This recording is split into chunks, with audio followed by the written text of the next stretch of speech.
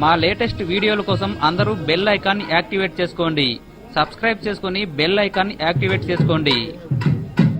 మనం ఏ శుభకార్యానికైనా లేదా పెద్దల ఆశీస్సులు తీసుకోవాలన్నా పాదాభివందనం చేసి అక్షంతలు వేయించుకుంటాం. బియ్యానికి పసుపు కలిపితే వీటిని అక్షంతలు లేదా అక్షతలు అంటారు. అసలు బియ్యానికి పసుపు ఎందుకు కలపాలి? పసుపు కలపకుండా బియ్యాన్ని ఉపయోగించకూడదా? ఆ విషయాలను ఇప్పుడు తెలుసుకుందాం. శతములు కానివి అక్షతలు అని అర్థము.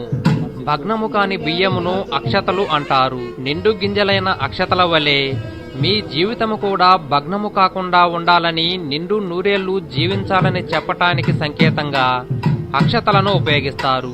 పెద్దవారు చిన్నవారిని ఆశీర్వదించేటప్పుడు కానీ, పూజాధికములందు కానీ, వివాహ సందర్భంలో వాడటం హిందూ ఆచారం. ఈ అక్షతలు లేదా అక్షంతల వెనుక ఒక శాస్త్రీయత దాగి ఉంది.